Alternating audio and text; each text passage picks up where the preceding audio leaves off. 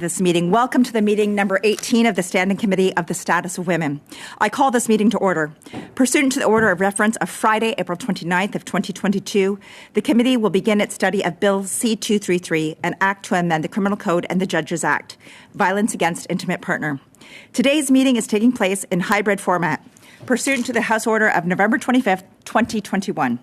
Members are attending in person in the room and remotely using the Zoom application. Per the directive of the Board of Internal Economy on March 10, 2022, all those attending the meeting in person must wear a mask, except for members who are at the place during proceedings. I would like to make a few comments for the benefits of the witnesses and members. Please wait until I recognize you for your name before speaking. For those participating by video conference, click on the microphone icon to activate your mic and please mute yourself when you are not speaking. Interpretation for those on Zoom. You have the choice at the bottom of your screen of either floor, English, or French. For those in the room, you can use your earpiece and select the desired channel. A reminder that all comments should be made through the chair. A reminder, drafting of amendments. Before we welcome our witnesses, I would like to remind members to contact Alexandra Schura, the Legislative Counsel, as soon as possible should there be any amendments to the draft. Now it is my honor to welcome our first panel on this, I'll be honest, very important bill. Obviously, I have a little bias on there, and I'm going to speak it right from and be honest as the chair. I will be very honest on this one. Today, we are going to be speaking about Bill C-233 and welcoming special guest Andrew Dillon, who is the sponsor of this bill. Thank you very much for this bill, Andrew. We also are proud to have Pam Damoff, who is the seconder of this bill and has been supporting this bill through its entire time through the House. And today, it's my honor to have Jennifer Kagan. You'll have to tell me if it's Vader.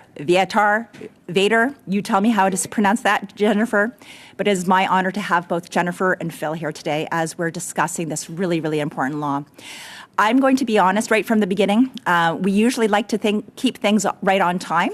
I know that this first hour of this panel is very, very important to the committee, so I will be lenient with time. When you see my arms flapping, though, please try to have it done in the next few seconds if you don't mind. I am now going to pass this over now to Andrew Dillon. Andrew, if you would like to start with your presentation, we will provide you 5 minutes. Thank you very much. First of all, I'd like to thank you, Madam Chair, and the FEWO committee for moving so quickly on this extremely important issue. It means a lot, and from the bottom of my heart, you have my gratitude, all of you. Thank you so much. So, je suis très enthousiaste à l'idée. I'm very eager to share with you my bill, C-233. I have to admit that I'm quite emotional, thanks to the support received by all sides. Even in my wildest dreams, I could never imagine that I would get so much support for this bill, whether it be from victims of domestic violence, from colleagues, or from defense groups in the media. This bill was created with a goal in mind to better protect women and children that are victims of domestic violence and save their lives. 33 aims at enacting two amendments, one in the Criminal Code, the other in the Judges Act. It seeks to introduce the electronic monitoring to the Criminal Code in some circumstances at the judicial temporary release of an accused, as well as training of federal judges on the phenomenon of domestic violence and coercive control. Depuis que j'ai commencé à pratiquer. Since I started working in criminal and family law, I was able to notice how difficult it was for victims of domestic violence to get out of the vicious cycle of violence and mistreatment. A lot of women were reticent to report the system they were living in. They were afraid of reprisals or financial precarity. Who are lawyers lost clients at the hands of a violent and harassing ex-partner. And others represented violent clients who would not keep away from their intimate partners, despite orders from the court, a behavior leading to the loss of human lives. The same findings came up in the Status of Women Committee, where I was parliamentary secretary and member subsequently, victims, experts, and allies' testimonies painted over and over the same gruesome reality of so many victims of domestic abuse and their children affected by it. One emergent conclusion when it comes to violence between intimate partners is that the risk of violence and death for abused victims and their children does not end with the separation of the couple. On the contrary, in a lot of cases, the 18 months within the said separation, there's a higher risk for the partner, most of the times the woman and children, to be attacked in a violent way.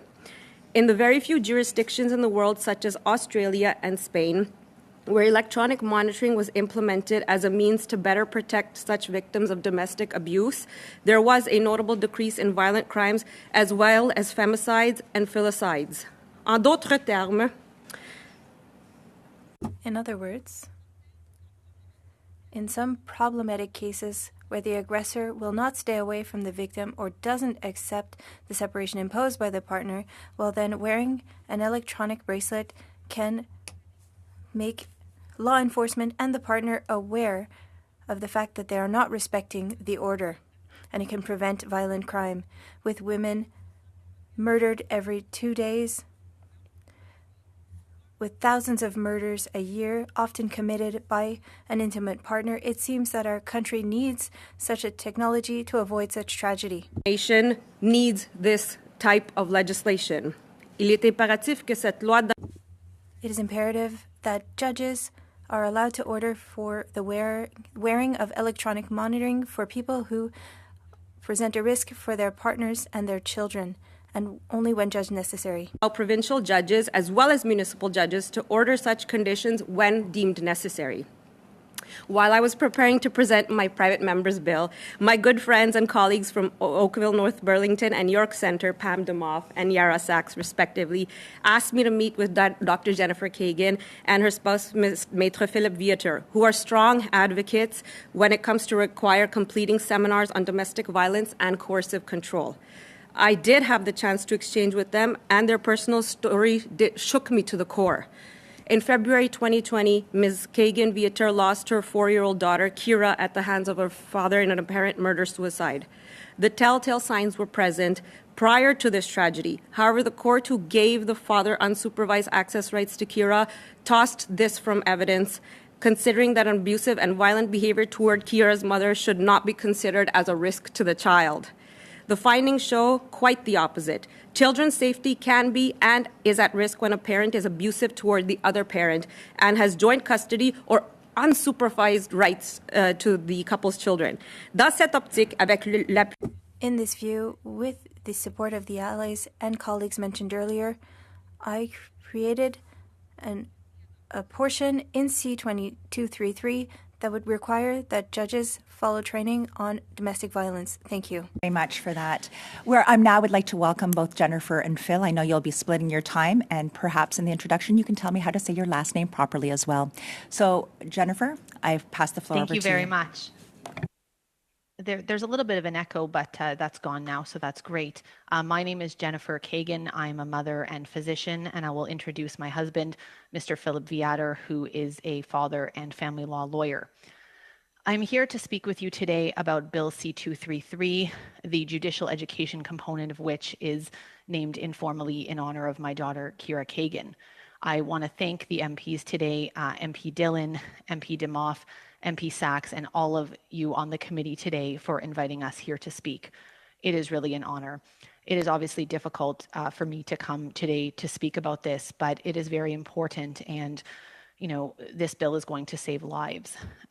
Essentially, I will tell you my story and why my story is not an anomaly, but rather emblematic of a broader problem in the way that the family court system handles domestic violence cases, and reflective of lack of judicial understanding of domestic violence and coercive control.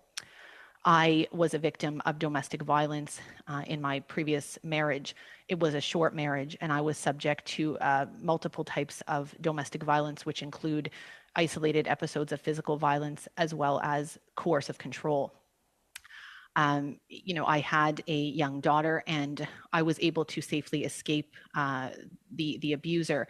But when I sought protection for Kira in the family court system, I found that the court system was not equipped to protect a small child. And I was before probably 12 in total. I believe it was between 10 and 12 different judges, none of whom had an understanding of domestic violence and coercive control. And during my trial, when I went to the stand to talk about the abuse I had experienced, I was cut off by the judge and told that abuse is not relevant to parenting, and he was going to ignore it. Kira was put, unsupervised into the hands of a very dangerous individual. And as was aforementioned by MP Dillon, Kira was killed in a murder-suicide in February of 2020. She and her father were found dead at the base of a cliff in Milton, Ontario. And so, from this, we don't want any other child or family to have gone through what we have. 30 to 40 children a year in Canada are killed by a parent. One child is too many. And when we look at family court failures, that Kira was failed by the family court system, other children, failed, children experiencing domestic violence in a lifetime will lead to a myriad of issues, physical and psychological health problems. Domestic violence is a public health crisis that demands urgent action. And we are of the strong view that judges require education in domestic violence and coercive control, hence the judicial education component to Bill C-233. A woman is killed somewhere in Canada every 1.5 days. This warrants urgent action, and we are grateful to the MPs for bringing this forward so that no other child has to experience the violent and premature end to life at the hands of a parent. That's preventable. We are very hopeful that the education will be done in consultation with survivors of violence and the organizations that support them. We would certainly welcome a conversation with the judiciary to discuss domestic violence education and what that education should contain, and in my view needs to include obviously coercive control, but certainly risk assessment, risk factors for lethality, and data from Canadian domestic violence death review committees, where you look at what are those red flags and warning signs. So I'm going to turn it over to Mr. Viator. It's pronounced any of those is truly okay, but it's Viator. And thank you so much again. It's really an honor to be here. Yes, also, now it's my turn to thank everyone for allowing us to testify here today, and especially MP Dillon and MP DeMoff and MP Sachs for really assisting and championing this bill. And thank you again for allowing us to speak here today. We do believe this is an incredibly important bill. Jennifer's case is actually the poster child for why this bill is so necessary, because the thing that she didn't tell you is that there were 53 court orders made in her case, over 12 judges. And many of those court orders were warning her ex about his poor conduct. And this is where the disconnect came. There was either two levels of disconnect. Disconnect number one was they were recognizing that there was something amiss with her ex, but not acting on it. Or amiss number two was certain judges just weren't even recognizing it at all. In either case, it ended exactly where we feared, which was the death of Kira. Now, I'm a family law lawyer, and I've been doing this for 13 or 14 years now, and I'm quite busy. And I say this because on the ground level, there are problems that I can even testify to. Many victims of violence don't have a lot of confidence in the system. Lawyers, quite frankly, don't have that much confidence either. Lawyers regularly advise their clients, don't mention abuse. Judges won't get it. It's going to be used to punish you. Victims are scared that judges don't hear them, don't understand them, or they're dismissive of it, and they feel re-victimized in court. Judges oftentimes put them back in situations where they have to communicate and be around the abuser, and they don't quite recognize how dangerous a situation that can sometimes be. Judges, and again, when I speak judges, I'm speaking generally. There are obviously some really good and well-informed judges, and then there are ones that are a little less informed. But overall, the flavor is that people don't feel safe, and there is a lack of public confidence, especially as it relates to survivors. So now I hear. So yeah, you're getting the feedback because we're quite a bit outside that time right now. Oh, my apologies. But Phil, I will make sure that I get right back to you, if that's okay. All right? Okay. Okay. Yes. So I'll give you 15 more seconds if you want to wipe it. Just give me that 15-second plug, and then we'll get right to questions, okay? The biggest 15 seconds then is the only one amendment that we are really seeking is under Section 3 of the Judges Act, Section 3B, where new judges have to undertake to participate in continuing education. Right now it's with sexual assault, social context, and systemic racism, et cetera. We would like that to also include intimate partner violence and coercive control to really give a little bit of extra oomph and teeth. Because the last point I was going to make was not every judge who hears your family law case is even has a background or training in family law, and that is also a big issue that we've experienced. Thank you very much. So I'll let you know how it usually works here. What we do is the first round, every party gets 6 minutes, and we get the opportunity to ask the questions. I've been granted the opportunity to ask the questions, although the chair usually doesn't ask the questions. I've been granted by all parties to be able to ask the questions today, so I'm going to take the first 6 minutes on behalf of the CPC, if you don't mind. So I'm going to start off, don't worry, I've set my own clock here. I'm going to start off with Anju. Anju, this bill, we know how important it is. I believe you probably sat on the Status of Women Committee with me when we were doing Ronna Ambrose's bill, and where we're talking about, judges needing to be trained. What made you do this today? What were some of the things that you have seen? Was it specifically cures? Was there something that you would put forward was stimulated you to do this? Thank you so much for your question, Madam Chair. As I said, when I was practicing law, I would see the gaps in the system, especially when it came to breaking this cycle of violence. And especially children are very negatively affected. Then over the last 2 years, yes, we did sit together. Over the last 2 years during the pandemic, we saw that the amount of violence increased against women. They were isolated with their partners. Children were subject directly and vicariously to this violence, and the testimonies were horrific. I was sitting there most of the time just thinking to myself, we have to do something, we have to do something. Over and over, I would think this to myself. And I would like to just add one thing, because I know you have a lot of questions for everybody, and I see you moving. Just one thing. They said during studies, and this phrase came up, that the pandemic was an abuser's paradise. This really struck me, an abuser's paradise, where you isolate, and she couldn't go anywhere, and we had to do something. So this is what motivated me. And then Pam Demoff, MP Demoff, came and spoke to me about the Kagan, tragedy, and I said, okay, let's do something. Perfect. Thank you so much. And I think that's the thing is, I do remember at the beginning of 2020, at that time I was the Shadow Minister for Women and Gender Equality, and I just remember hearing and people calling me at home saying, we need to find a safe place for this woman. It was just absolutely tragic. Jennifer, I just want to pass it over to you. First, as a mom, I don't even know how words can say it. Sorry is not enough. But I'm thinking of you each and every day. And as we're going through this bill on C-233, your beautiful little girl with those ringlets comes to mind each and every day. Golly gee. So anyway, I just want to ask you, you had 53 court orders and nothing was done. Did the people, when they were giving out these court orders, what was the thing? They're telling you, oh, the man can't come over, your ex-husband can't come over, or this can't happen. Every single time he defied these court orders, what happened? What was the next thing that you were able to do? What sort of enforcement was done? What did the police do? What resources did you have? I mean, we had resources that when a court order was defied, that I was able to address that, or when a frivolous motion was brought, and there were many of these motions were brought in a very litigious fashion by my ex-partner as a means to cause me distress, to respond.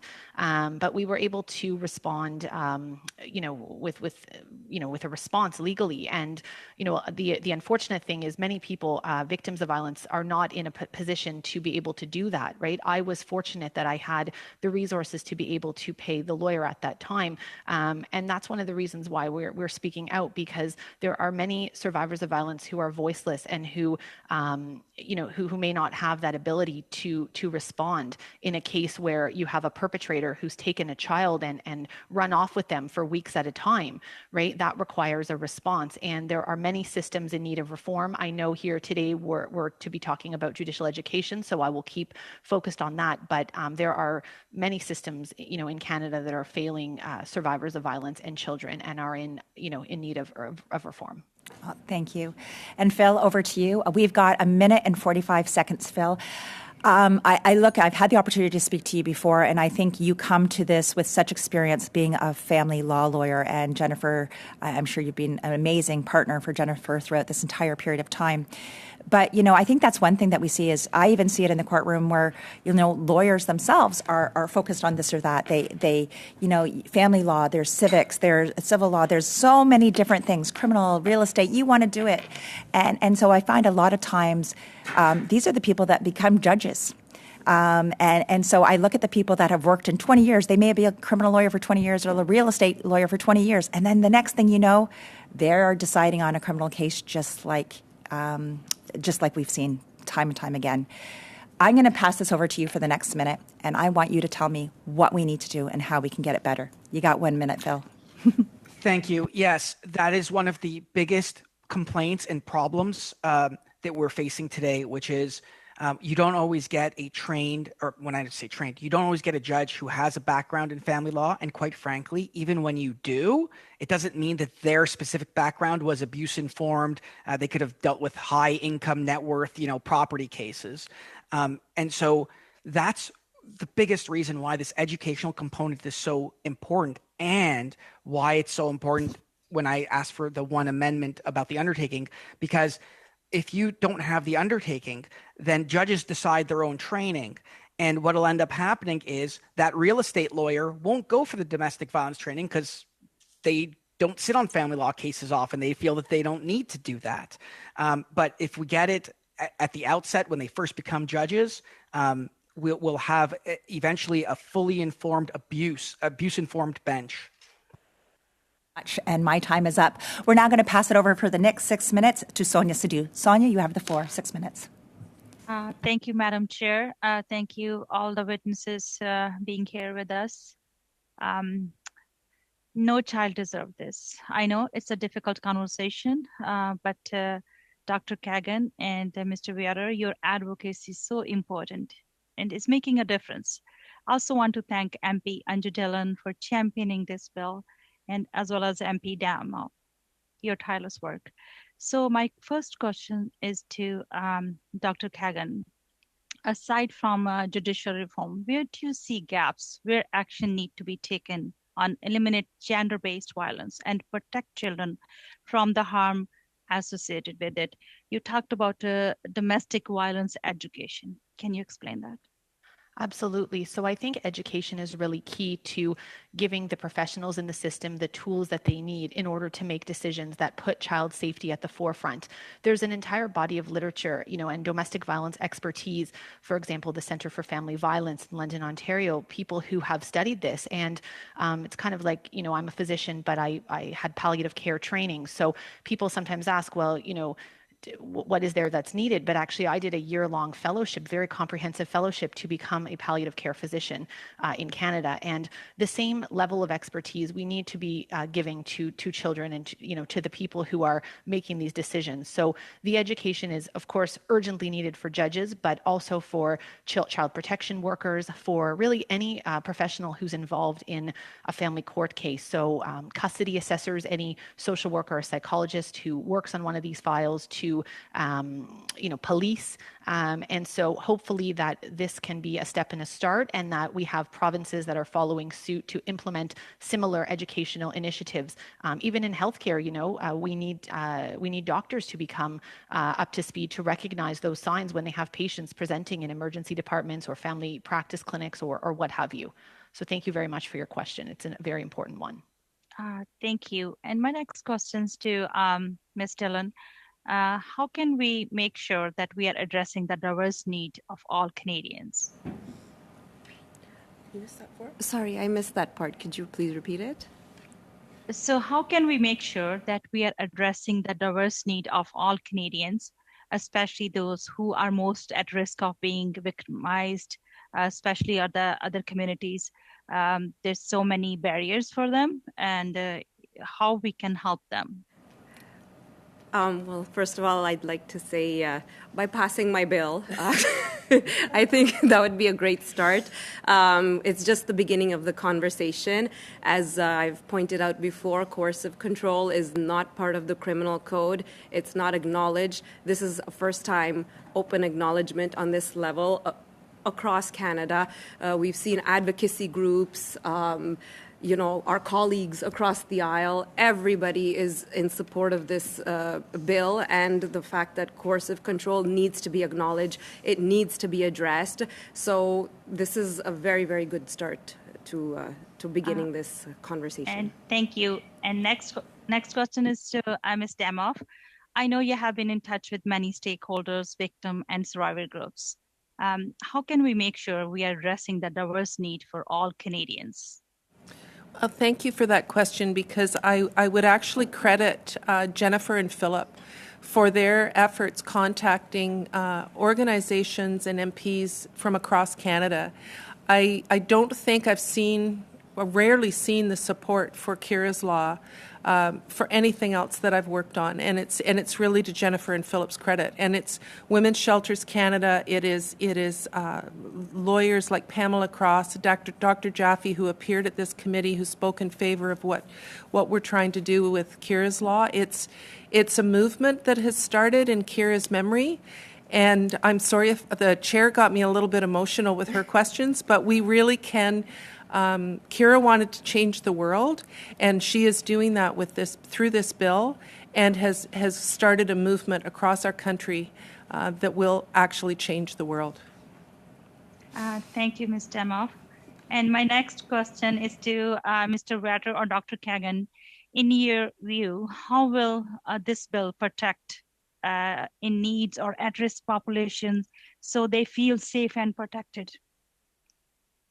Let me start off by saying, number one, if judges are able to understand how abuse looks like in the year 2022, that it's not just bumps and bruises and black eyes, that is one of the first biggest things that's super important, because right now when judges dismiss them, all they've done is enabled an abuser to continue it almost in perpetuity, with the abuser saying, no, judge said it's okay, I could continue this. Similarly, if judges start to understand trauma responses of victims, then they'll understand that a victim's actions may not be nefarious in nature, that it's actually protective of their child. These are the types of things that are really going to protect people, because judges are the final gatekeeper, and they have to be the ones to take that final stand to say, no, this is what's going to happen with your child. 20 seconds, Sonia. And Dr. Kagan, we know there are systemic problems here. In your view, what other changes need to take place to shift this culture? Well, I think this is a first start, and I think, victims and survivors being comfortable to come forward, talking about this is a really good step. It's not an easy thing to come forward as a survivor of violence, but when we have societal acceptance and awareness, and, we have a less stigma, we're not blaming the victim. We have people in positions of authority who are validating what's gone on, and, there's an acknowledgement that what happens is abuse is wrong. We just need that zero tolerance for abuse from all types of leadership. Thank you very much. We're now going to pass it over for the next 6 minutes to Adrienne LaRoche. Adrienne, you have 6 minutes. Merci, Madame. Thank you, Madam Chair. Ms. Kagan-Viader, I would like to start by offering my sincerest condolences as a parent and as a new mother to a young girl. I can't even imagine the pain that you must have felt. We know that intimate partner violence has an impact on the family as a whole as we've heard from other witnesses as well. So my thoughts go out to you. Thank you very much for this bill, Ms. Dillon. I know you heard me talk a lot about coercive control, and Ms. Damoff as well. I was able to meet a survivor, and we can see that having a definition of coercive control allows us to better understand family violence. So this is something that I've talked about a lot, and I'm so happy that you have tabled this bill. And I'm sure that you know that I will be supporting this bill. And there's also what was implemented in Quebec is very similar to what's being sought here. We're hoping that Ottawa will work on this, but perhaps Quebec acted a little faster, but we support this new public policy. It's important to mention that this new legislation will not solve all the problems with domestic violence. It's not a miracle solution. A lot of witnesses spoke to us. We can't think that only an e-bracelet will solve all of the issues.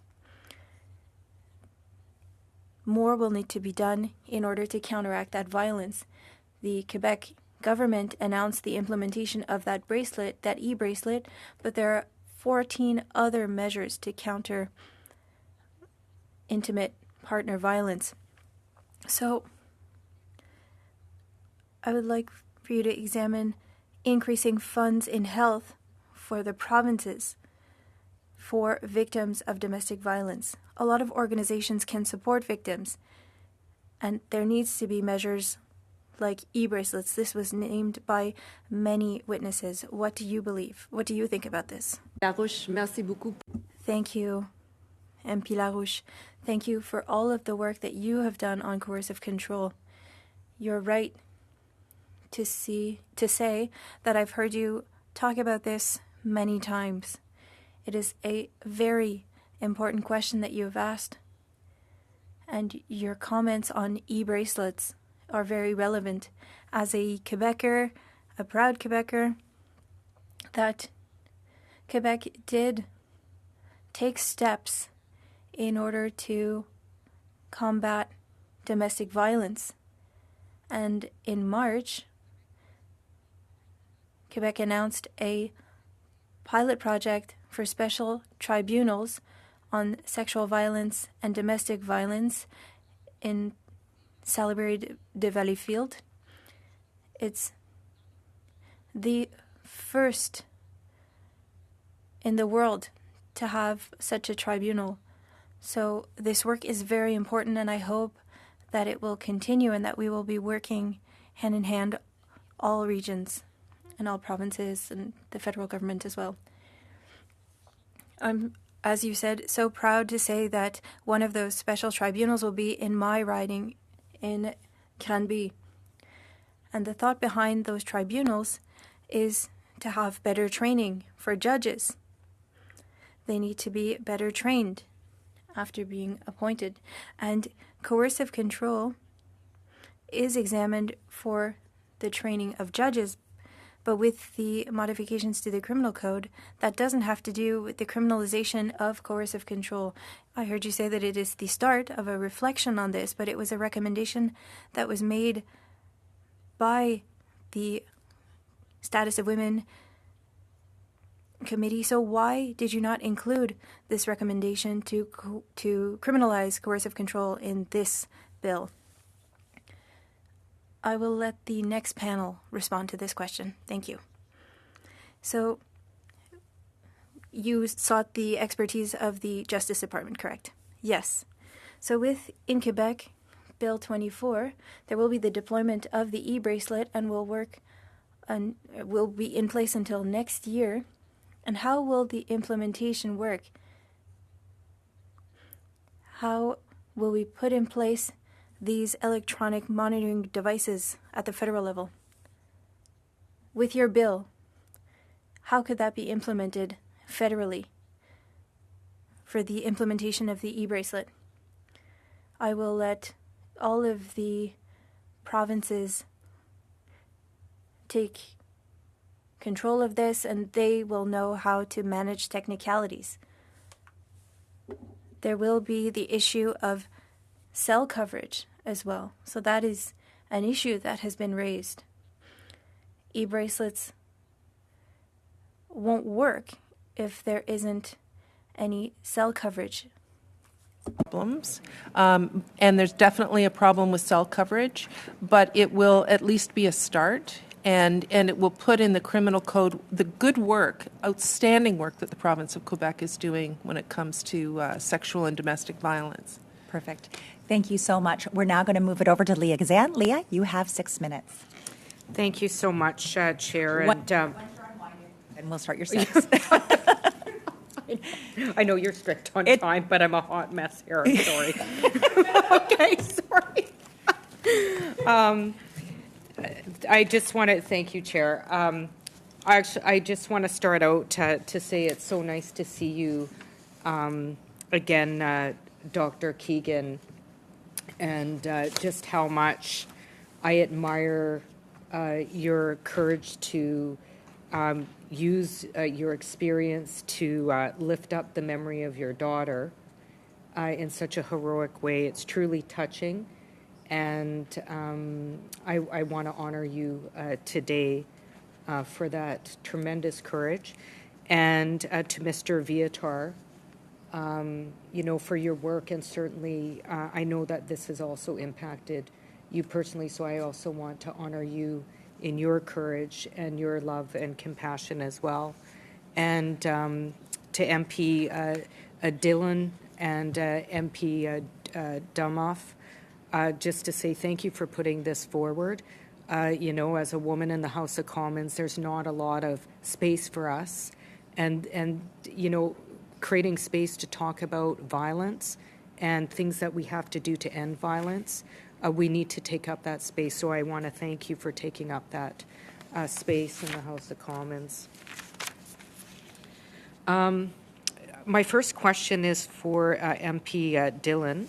So one of the things we've been talking about in FEWO is how there's great cultural diversity in terms of responses to trauma and harm and fear, and also how we express that. I know, and I absolutely support this bill in terms of training for judges, but how are we going to ensure that the training that judges receive allow them to have a cross-cultural lens when making those determinations? I'll let MP Dumoff answer that. That was one of the things that we talked about when we did Ronna Ambrose's bill and then the Judges Act, and I had the privilege of sitting on the Justice Committee. And if you recall, that the bill actually added in the last version systemic racism, and originally we added social context to it as well, to ensure that the types of things that you're talking about, we can't prescribe what judges will do in their training, but we can do as much as we can in the wording in the legislation. And I think those issues that you've talked about, MP Gazan, are so important, and it is there in the previous wording, but I'm pretty sure the judges are watching right now, and I think we can all send a very strong message to them that they need to be ensuring that they're speaking to the right organizations and the right people to make sure that their training is reflective of everyone across Canada. Thank you so much for that. I know it was just asked about cell service and the effectiveness of the e-bracelets, which is concerning. I'm going to give you an example because I do think this is a very important initiative. If you're in a remote community in northern Manitoba, it takes police in some communities an hour to get there, right? And so I'm wondering a couple of things, because I do think this is critical. One, are there active steps to make this more equitable in terms of being able to access this safety measure? And how is that being coordinated with services? So if somebody is experiencing domestic violence, that there's the ability to have a quick response. So that speaks to why it's important to have the government is rolling out cell service across the country. I don't think we want to give women false hope that this is going to provide e-monitoring for every woman across Canada, because it won't, and we know that. And Indigenous communities in particular are very poorly served by internet service. So it's important that we also provide services in the community, and that's why the work that FEWO has been doing, along with the recommendations you've been making, and Minister Ian, quite frankly, in prioritizing services in the community. I know you only have limited time, so I'll give it back to you, but I think we need to take a whole of government approach to this. This is one aspect of it, but we need to be cognizant that this is not going to solve the problem. And to your point exactly, we need women to be able to access safe supports in their community in a timely manner. Thank you so much. Appreciate working with both of you so much. My next question is for Dr. Keegan and also for you, Mr. Viatar. How do you see government's role? What is the role we can play to prevent similar abuse that your late daughter Kira received? I know that we're now looking at electronic devices. Certainly, we will be supporting this. But what else can we do? How can we do more? Philip, do you want to answer that one, or should I go ahead? You could start. Yes, I mean, I think this is definitely a very good step and a start. Looking at the failures for Kira and looking at the failures for Canadian children when, the family, there's a situation of domestic violence, the woman most generally, flees a situation, ensuring that judges are equipped to manage those cases and to understand the effects of domestic violence on children, which, should be a part of the training, is really what is needed in terms of these cases. Is there an issue with my sound, or no? Okay. No. Sorry, I thought I was getting a signal, so I apologize. You will be getting a signal, but I'm going to give you about 10 more seconds because then we have to get on to the next round. Not a problem. Just that, the judge needs to recognize when a child is being harmed and in danger. And that's the bottom line here, that at least a first step. And I could absolutely speak to other initiatives, at great length. And nice to see you again, MP Gazan. Very much. And Phil, I know we'll get back to you sometime. I'm now just going to start the second round. The first 5 minutes starts with Dominique Vienne. Dominique, you have 5 minutes. Merci beaucoup, Madame. Thank you, Madam Chair. Good afternoon, colleagues, and to our guests. Thank you for being with us today. It's very appreciated. I spent 15 years working for the Quebec government, and I acted then, and we're acting again today. I'm glad to see the relevant conversations that we're having today. Sometimes we change people's lives for the better. And that is what we are striving to do here at Parliament. I think that with every breath, every action, and every word, we can change people's lives and women's lives in particular. I have a few questions, but I'm sure you've understood that there won't be much opposition here today. So, on training for judges, Mr. Viator, how do you believe that will be received by judges having to receive training on these topics? That's an interesting question. I don't know fully what the answer would be. I could only suspect that some judges are going to welcome it with open arms and some judges are going to be offended. But the truth of the matter is that the judges who are offended are actually the ones who need it more than the judges who aren't, because the judges who aren't are usually the ones that actually go out and seek that training themselves. The judges who are offended are the ones that usually stick with the former old stereotypes and myths and continue to unintentionally cause harm to some families.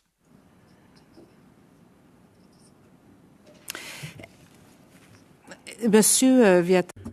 Mr. Viator, if I read the bill correctly, it's after a request from the Crown Attorney that a request needs to be made to judges to require the use of the e-bracelet. Did I understand correctly? No.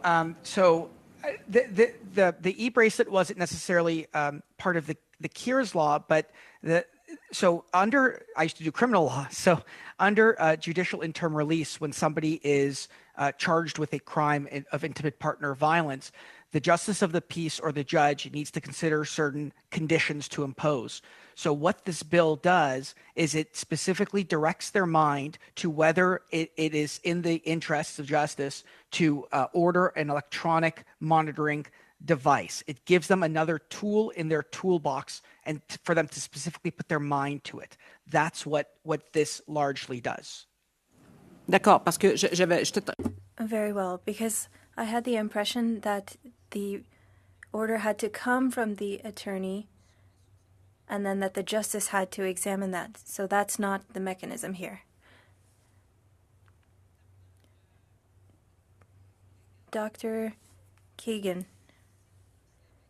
if the bracelet existed back then, do you believe that the situation would have been different?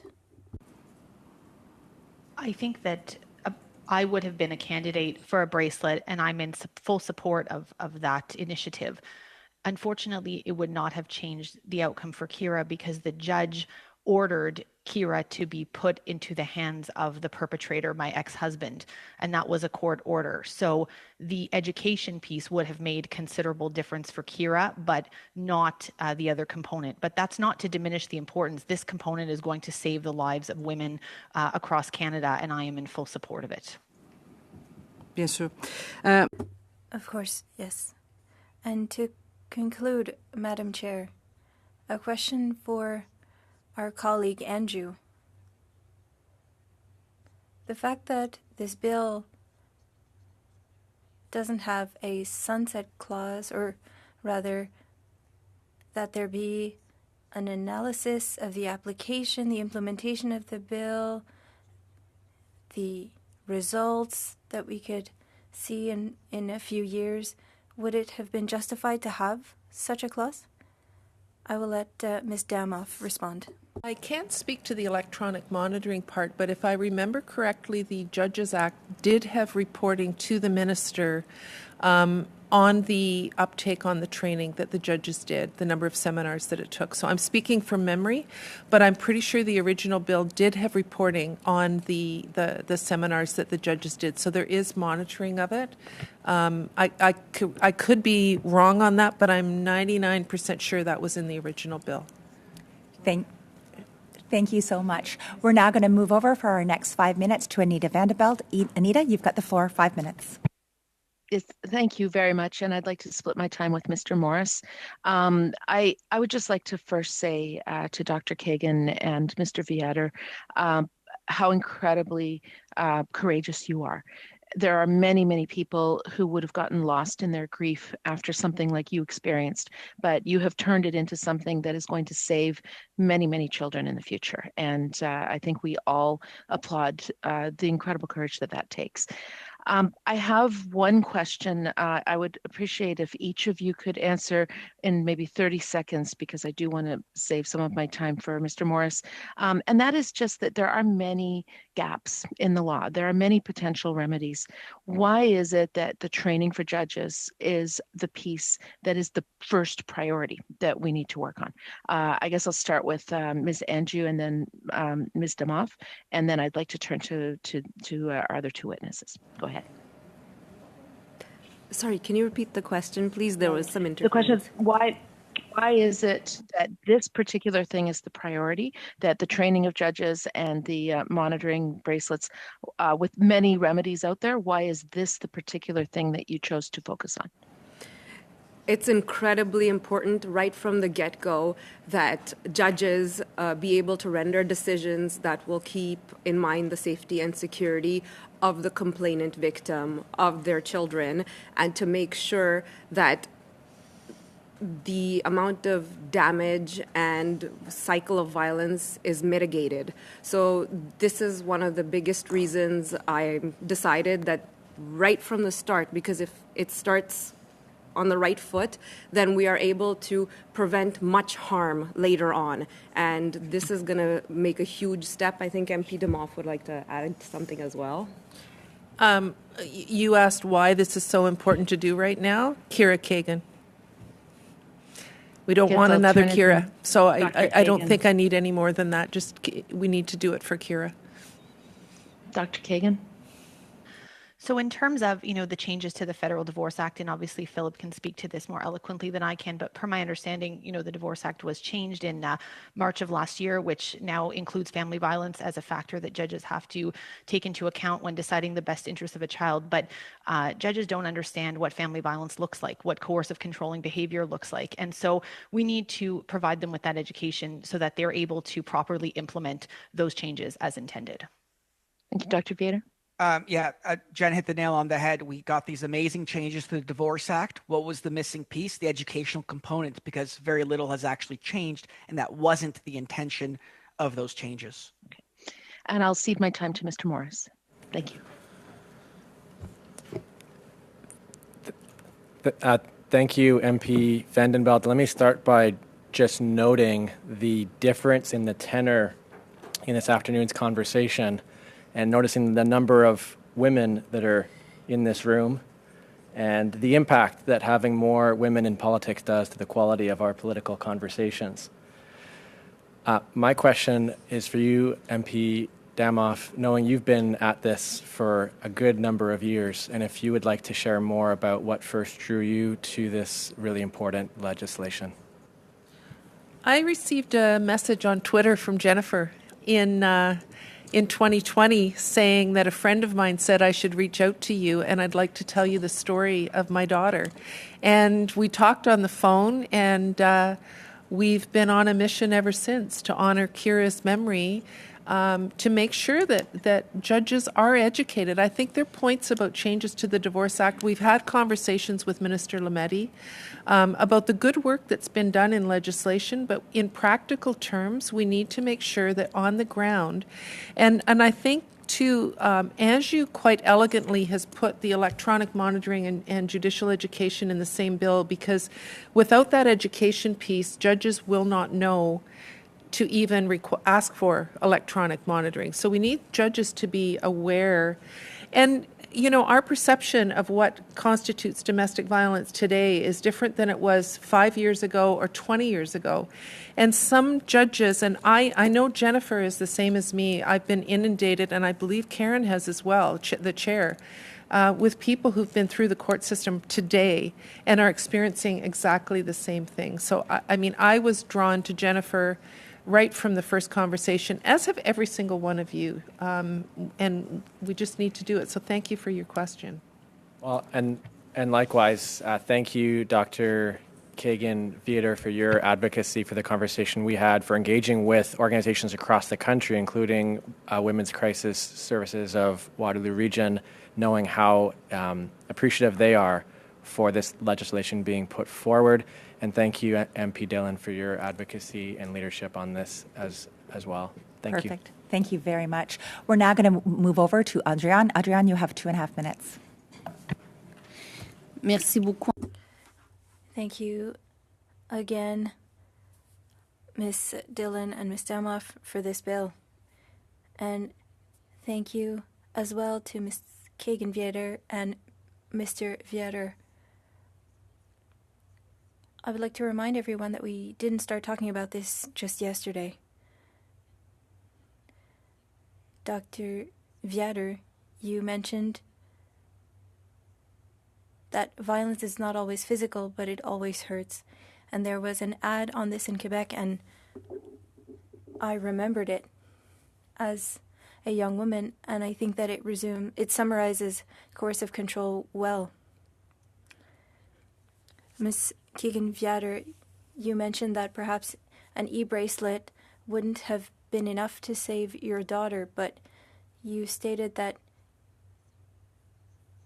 in your case, training for judges is more important.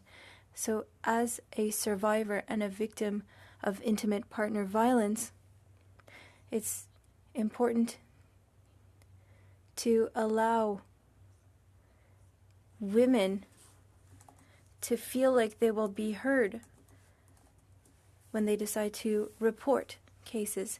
So what would the impact be with judges being more trained, and then what would the impact be for women who might report cases of domestic violence more frequently?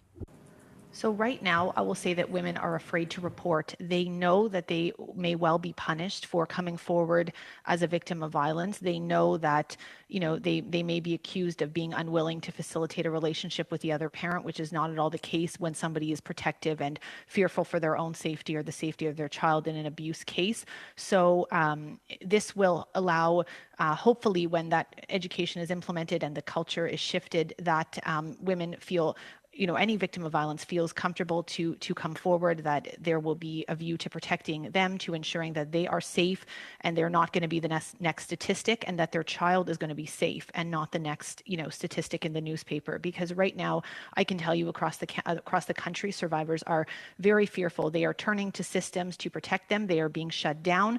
They are being punished for disclosures of abuse. And this bill is a good step and a start towards changing that. Wonderful. Thank you so much. We're now going to turn it over to Leah. Leah, you've got 2.5. Thank you so much. And, I can't agree more. I think, although provincial, I think family law has failed women, particularly in matters involving children regularly. My question is actually for you, Dr. Keegan. You were just talking about the fear of reprisal for coming forward. But women who experience abuse also, I feel, are abused by systems that interrogate them, the abuse having to prove they're being abused, and the onus being placed on women. Another, from my perspective, a vile and violent act against victims of violence. I'm wondering, when we're looking at training, how you feel we can ensure that the justice system doesn't become a secondary abuser to women fleeing violence, especially in cases of coercive control where there's not bruises on the face. Thank you for those comments, MP Gazan. And I agree that these systems often further the abuse and can often be more traumatizing even than the, suffering the abuse itself. So I think the education is a good step, and certainly other measures can be implemented. And I would welcome the government's, input in terms of, measures such as, rules that, the victim and the perpetrator they don't see each other in court. Right now we have, for example, the perpetrators cross-examining the victim at times. And so, some sort of overarching domestic violence, legislation or measures or policies wherein we look to protect victims, and so that they are not being continually re-traumatized by these systems. I would very much welcome that. And thank you for your question. My next question is for Anju or Pam. We're talking about training. I think judges need training. We've had several examples in Manitoba that are just horrifying. And I'm just wondering if there's going to be any sort of measurement of the effectiveness of the training. In my last question, I talked about cultural competency. I've now spoken about re-traumatizing victims through questioning. I'm wondering if you can comment on research of the effectiveness of the training. Thank you so much for your question, MP Gazan. We have 10 seconds left, so I just wanted to say you just raised another level of problems as well in our judicial system. It's a huge problem, and I think we need to really go at it and not stop the momentum. MP Demoff, quick. Just quickly, I agree, and I'll take it back to Minister Lametti and see what we can do to measure the effectiveness. Awesome. Well, on behalf of the Status of Women Committee and the first hour of the debate on C233, I would really like to thank Andrew Dillon and Pam Dalmouth for coming forward and presenting today. To Jennifer and to Phil, thank you so much. I can't agree more with Pam. The work that you have done, the advocacy that you have done in memory of Kira, we're all there. And thanks for letting us join your train and making sure that we change things for all Canadians. So thank you so much. We are now going to suspend for just a few seconds. We will be welcoming the Justice Department coming on. So if you would like to hang up, thank you very much. But once again, thank you so much for joining us. We are suspended.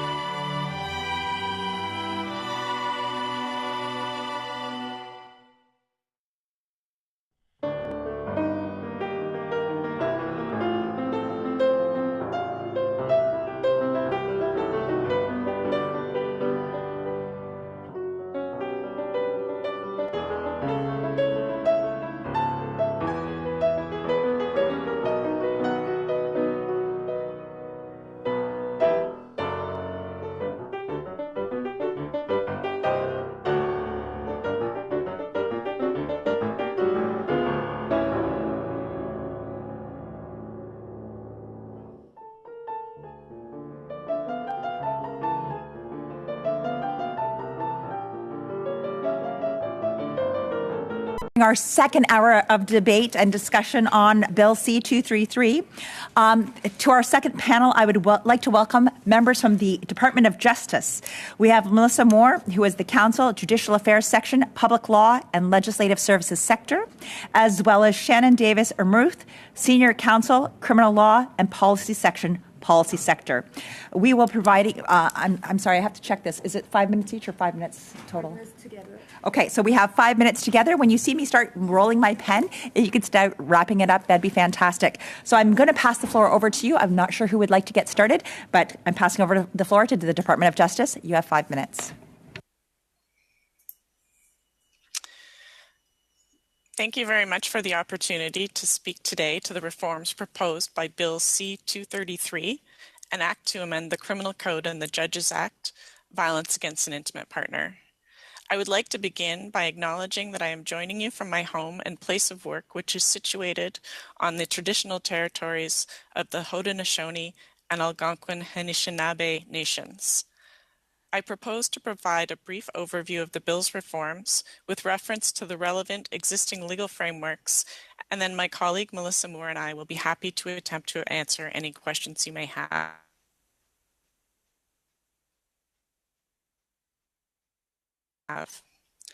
As you know, Bill's term judicial release, commonly known as bail provisions, and one to the Judges Act, continuing education seminars provisions. I will address each in turn. Les modifications au Code criminel exigeraient. The Criminal Code amendments would require a justice to consider whether an accused person who is charged with an offense against their intimate partner should be required to wear an electronic monitoring device as a condition of judicial interim release, commonly known as bail, where requested by the Attorney General. Currently, the Criminal Code permits bail courts to impose any conditions of release that they consider necessary, so long as they are necessary to ensure one of the following: 1. The accused attendance in court. 2. The protection or safety of the public, including victims. And 3.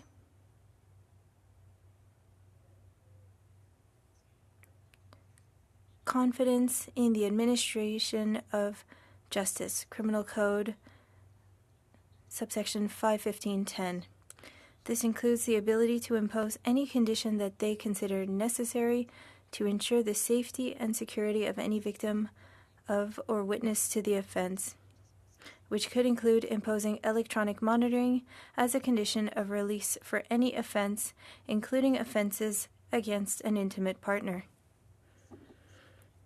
The electronic monitoring of accused persons released on bail is an administration of justice issue and is therefore the responsibility of the provinces and territories. The use of electronic monitoring varies across the country, with some provinces and territories offering electronic monitoring programs that cover the cost of the device, while others require the accused to bear the cost.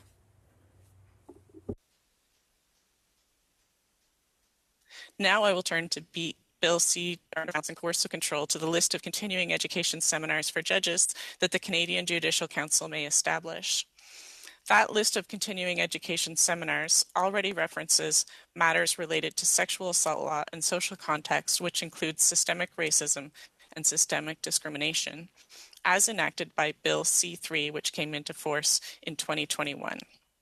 Coercive control is a term coined by sociologists to refer to a pattern of controlling behavior that takes place over time in the context of intimate partner or familial relationships and serves to entrap victims, eliminating their sense of freedom in the relationship.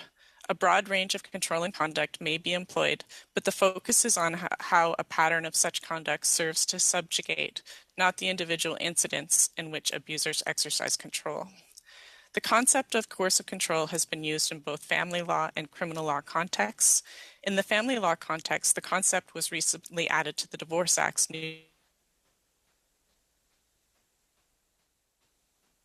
definition of family violence, which, although there are no specific offenses of intimate partner violence or coercive control in the criminal code, numerous criminal code offenses of general application can address this type of conduct, such as homicide, assault, threats of death or bodily harm, sexual assault, and criminal harassment. That concludes my remarks. I welcome any questions you may have. Thank you. Fantastic, and thank you so much. So just to let everybody know, of course, there will be there's a connectivity issue. I know that Ms. Davis and Moth is doing her very best, but we do have a little bit of connectivity issue, so we'll just have to be patient during that time. I really thank you for your comments. We're going to start our second panel with 6 minutes of round. Is Michelle Ferry on there?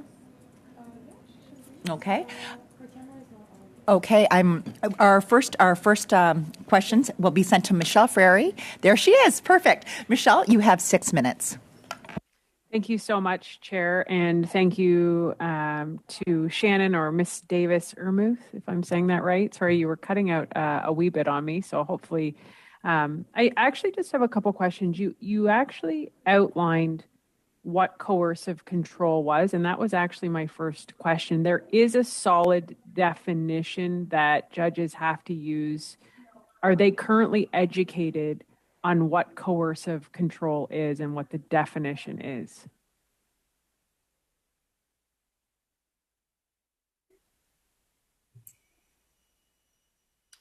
Thank you for your question. Melissa, Melissa is from our Judicial Affairs group, so I'm not sure if she would be able to speak to the issue of judicial education on this point. Yes, thank you. I'll take that question. Thank you for the question about what judges are learning or how the definition of coercive control is used in judicial education. The constitutional principle of judicial independence requires that the judiciary control judicial education. So this includes control over the content of judicial education on subjects including coercive control. The main provider of judicial education for federally appointed judges is the National Judicial Institute, or NJI, and they're the ones who design and deliver most of the training to judges. So they would be better placed to answer a question. Okay, but right now, are they currently educated on what coercive control is? So as I mentioned, the NJI, which is the primary provider of judicial education, would be better placed to answer the question on what they offer currently to judges. Okay, thank you so much. I feel like it's a delicate question, but I want to, obviously, I think this whole committee is very passionate about this, and we've come together because we know how important this bill is. And I think, sometimes when we're super emotional, we sometimes can forget about something that can happen, perhaps negative, out of a bill. And this, just to ensure, I've had a lot of questions and feedback from male victims of intimate partner violence and male victims of domestic abuse as well. Do you see this bill C-233 and the education being applied to judges protecting all people regardless of gender?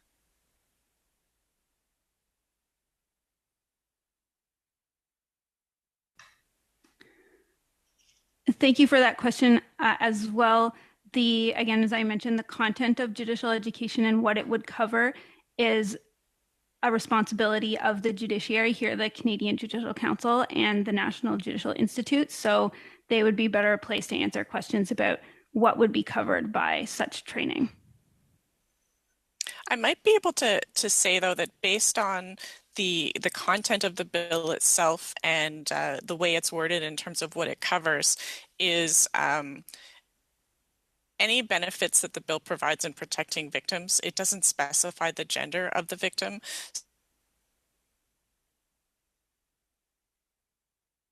So I think that regardless of an identified phenomena that the bill targets.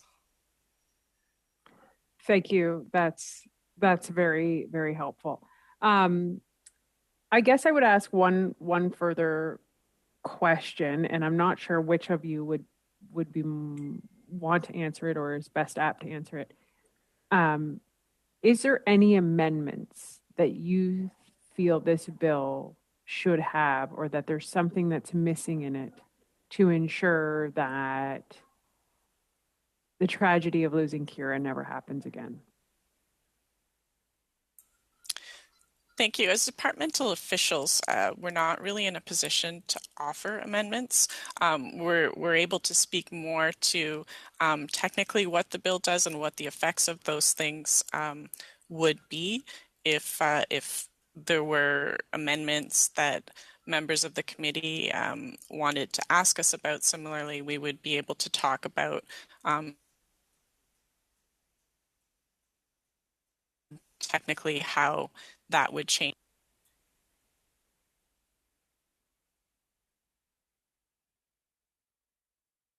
Sorry, you just cut out there for me on that last sentence. Could you repeat that for me, Shannon? Yeah, sorry about that. Having some unstable internet issues today.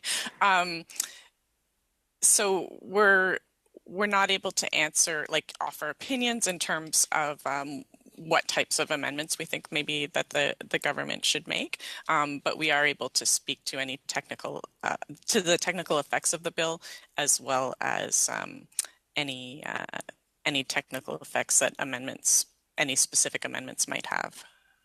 Okay, thank you so much. How much time do I have left, Chair? All right, you have 29 seconds. I'll pass over my time. Okay, fantastic. Thank you. Actually, if you don't mind, I'm going to take that 30 seconds of time there for a quick question. What is the difference between the Judicial Council of Institute and the Judicial Council? If we're looking at... Certainly. So I think the two organizations that you're mentioning are the Canadian Judicial, so there's the Canadian Judicial Council, the CJC, and then there's the National Judicial Institute, the NJI. The CJC is an organization that's made up of all of the chief justices across Canada, and they're responsible for setting the professional development requirements for federally appointed judges. They collaborate closely with the other organization you mentioned, the NJI, or National Judicial Institute, and they are the primary provider of judicial education. It's also a judge-led independent organization. Awesome. Thank you so much. I'm now going to pass it over to Jenna Sutch. Jenna, you have 6 minutes. Okay. Is she there? I think. Emanuela, go ahead. Emanuela, we'll pass the time over to you. Emanuela. Thanks. So thank you to our witnesses for being here with us. I guess I'll begin by saying that our previous witnesses, Mrs. Kagan and her husband, who are the parents or the mother of Kira, spoke a lot about the failures of the current system and the lack of education that judges currently have when it comes to intimate partner violence and in general domestic abuse, even when it relates to children. I don't know much about how things work currently in the justice system when it comes to violence, but can you maybe paint a picture of what that would look like right now? If somebody, I know that up until age 12, a child is not allowed to decide whether they're going to live with their mom or dad. They can't choose which parent they're going to live with. And in some cases, even when there is abuse, the judge still decides that both parents have custody. So how would a decision like that come to be? And what other protections do you believe currently exist that are there to ensure that the child is not abused or is protected from a father such as Kira's father? Thank you. So just to be sure that I understand your question, you're wondering about in custody cases, the protection, how decisions are made about children and the protections that exist for children? Yes. Yeah. Okay. When there is violence in a family member, there's different ways that children can be protected by the justice system, and there's different areas of law that have different provisions that could be provided to protect children. So, for example, there's the child protection system, and that's an area of provincial jurisdiction where in each province and territory you have legislation that governs protection of children.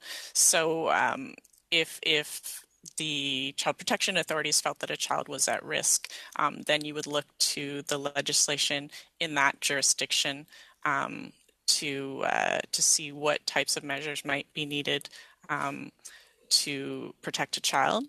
In terms of divorce, in the Divorce Act,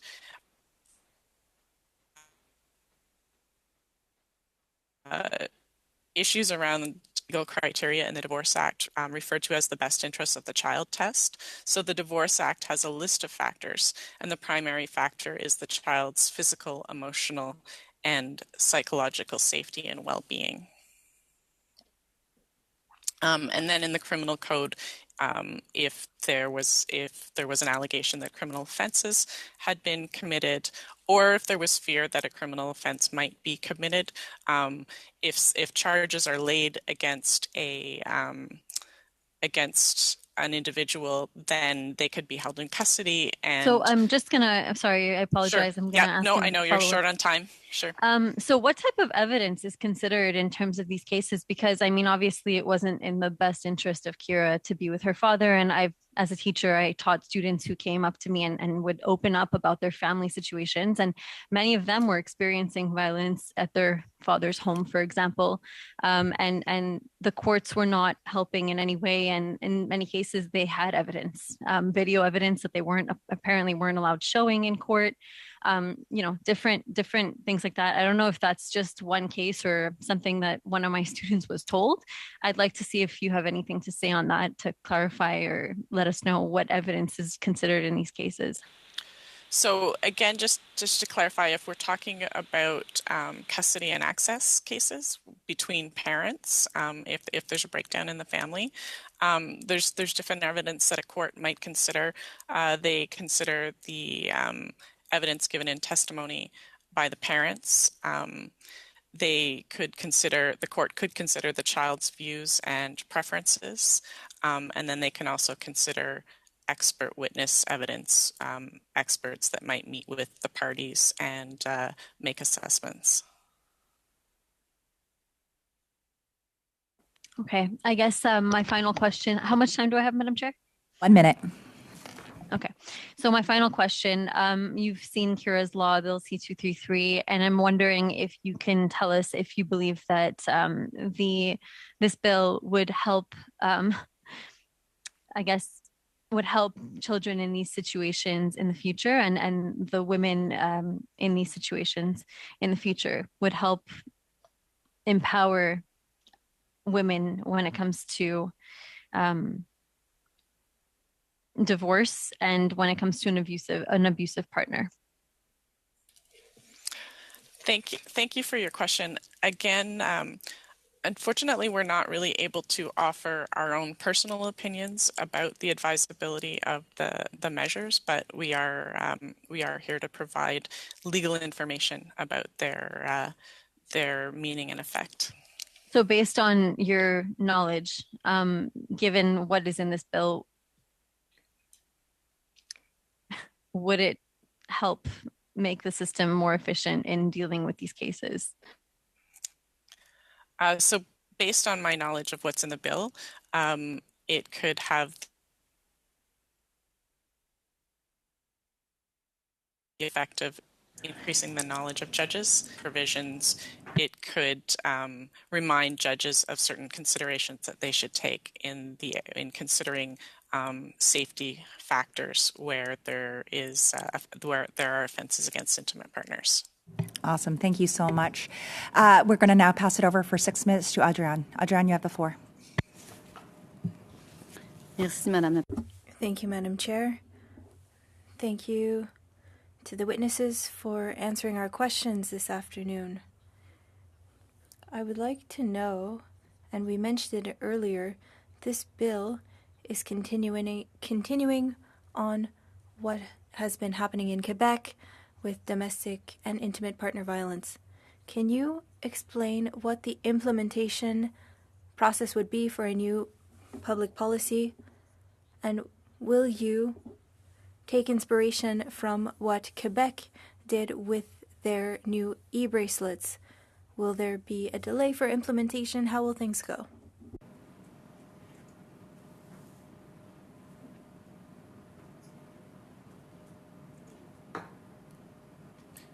Merci. Je fais un petit pause parce que Sorry, I'm still having connectivity issues.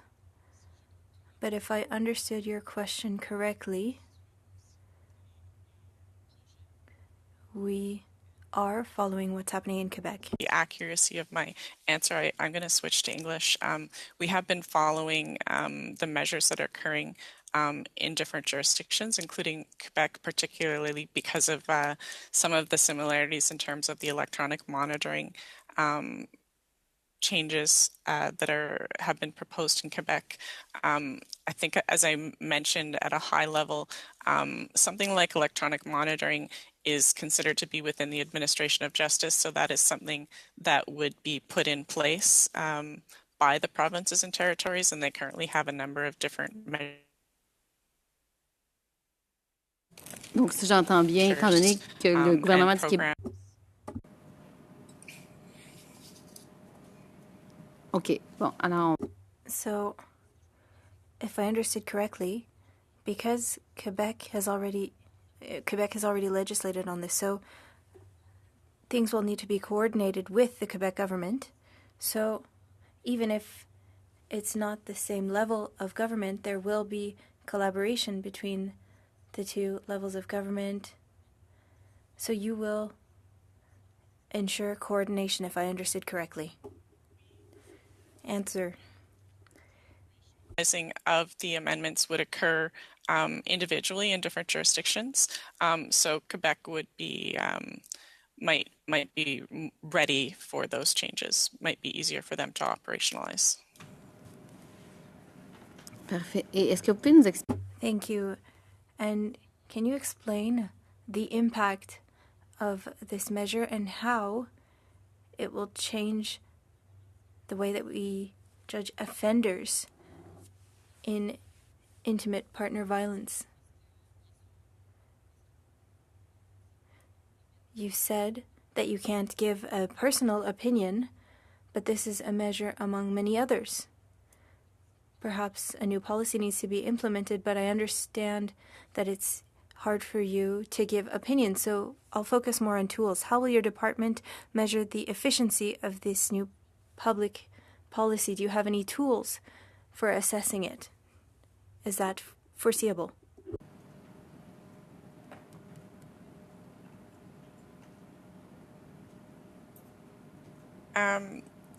In order to follow the effects of the legislation, we would work with Statistics Canada and look at the different measures that they measure.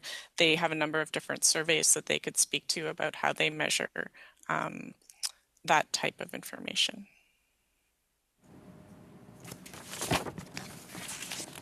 Parfait. Écoutez, je vais revenir aussi avec une question.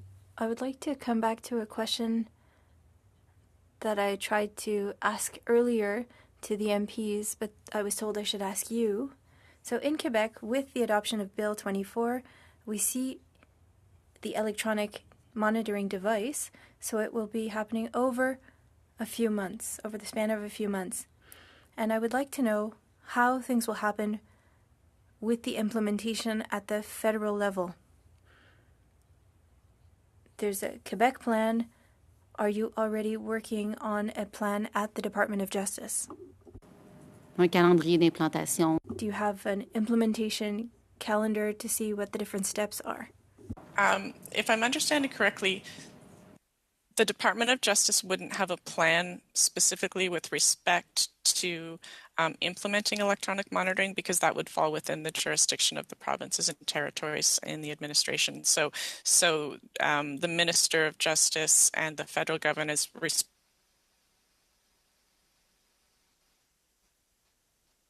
responsible for the laws and the administration of that occurs in the provinces and territories themselves. Je parlais... I was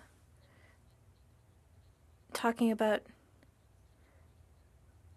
the federal legislation and what your department could be responsible for, but that's fine. I've heard what you're saying, that you will be respecting Quebec and the provinces, and I'll come back during my second round with coercive control because I think I'm out of time. Thank you so much, Andrian, and I love that you have your clock going with me. I'm going to now pass it over for 6 minutes to Leah. Leah, you got the floor. Thank you so much, Chair. First question for Madame Davis Irma. You mentioned 4 criteria that are considered for the best interest of the child. Can you please repeat those?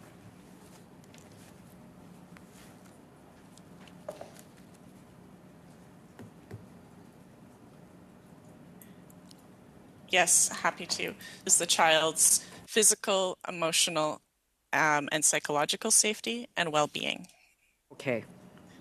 So I asked this because in Manitoba we have something called For the Sake of the Child, where, parents that are divorcing have to go for training to look at their own behaviors, to co-parent in a way that is in the best interests of the child, to always put the child first. I think that's really important, to always put the child first.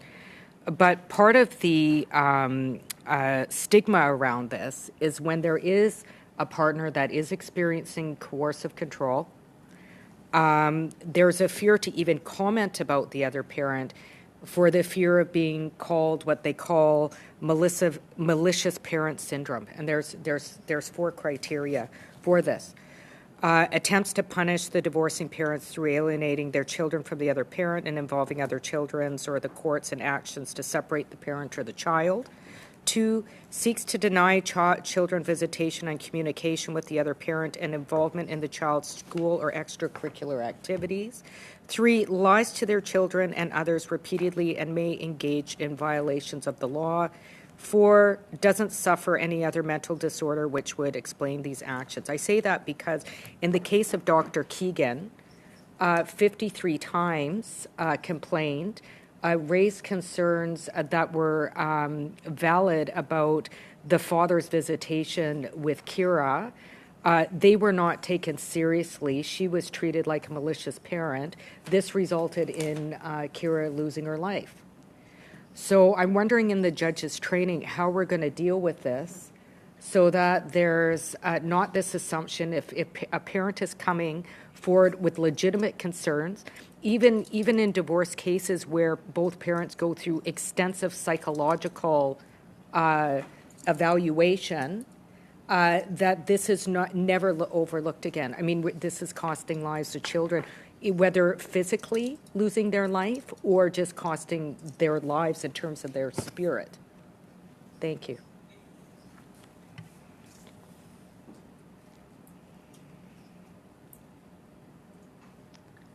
Can you respond to that? One of the panelists, sorry. Yes, sorry. Thank you for that note on judicial education.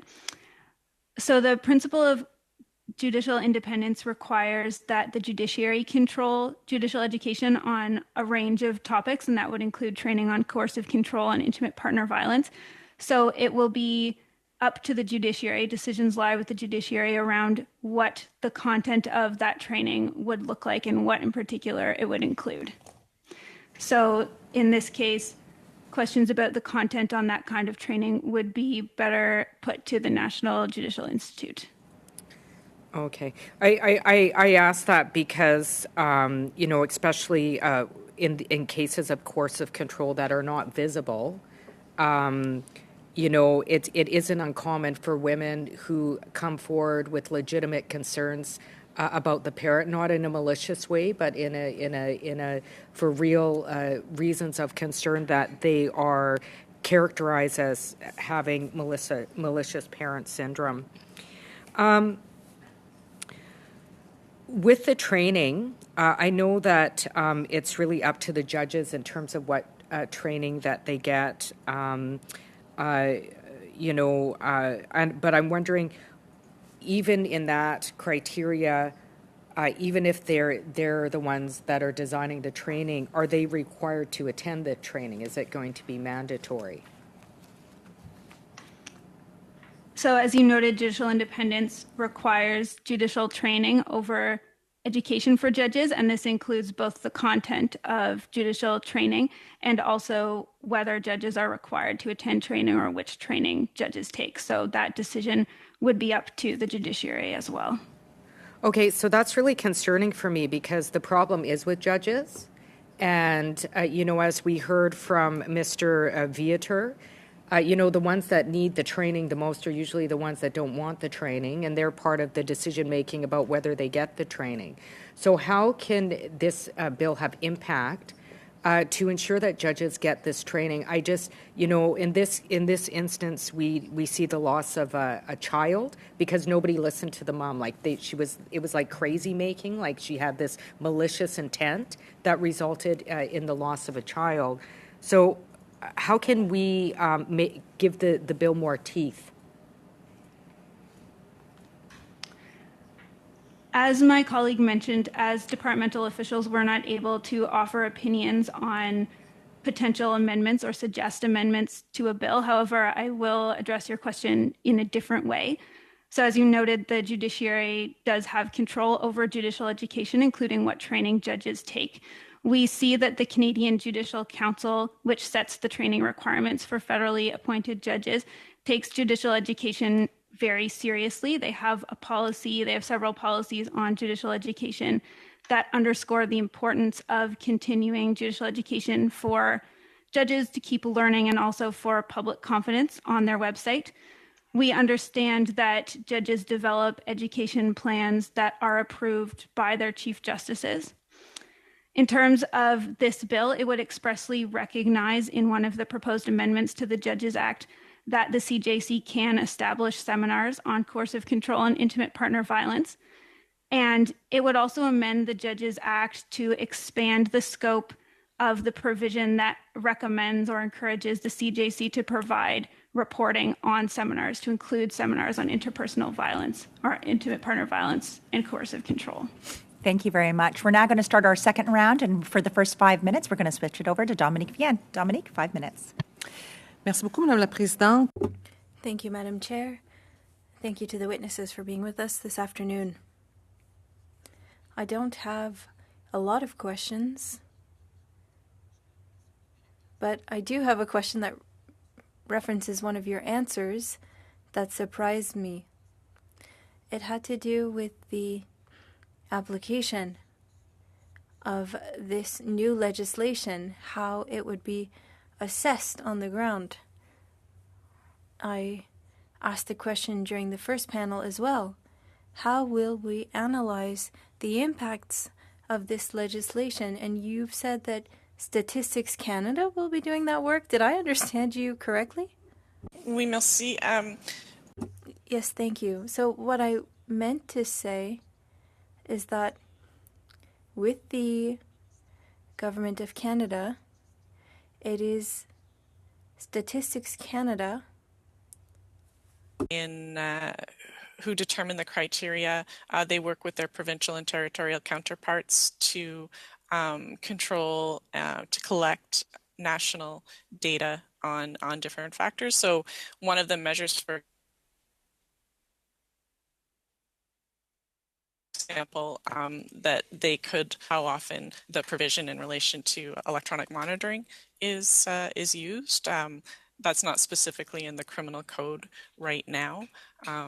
So it's not necessarily something that's easy to measure, but they work with provinces and territories to try to determine how to collect different data about how things are working in the justice system. Ben moi j'ai de la difficulté. So I'm having a hard time understanding how it's going to be done. We have attorneys, judges. How will Statistics Canada collect data on how the legislation is implemented? I'm having a hard time understanding, Madam Chair. Am I the only one who's not understanding? It's not very clear. Il y a un objectif là en arrière de cette. There's a goal behind this legislation. If someone could answer that question, that'd be great.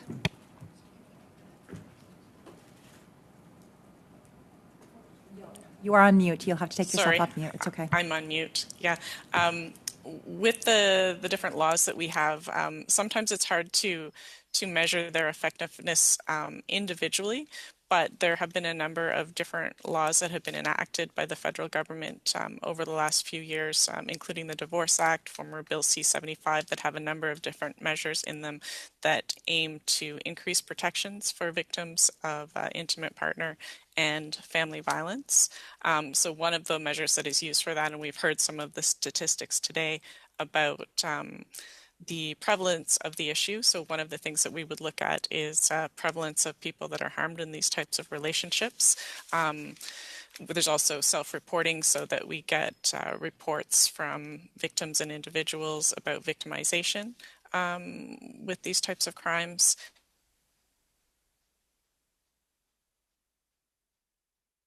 And then in relation to some, Canada can follow that. So if you're talking about the successfulness of it, in terms of the implementation that occurs and how they're finding the measures to work with, that's something that's harder to quantify. So there might be qualitative studies, but that wouldn't give us definitive data on how it's playing out across the country.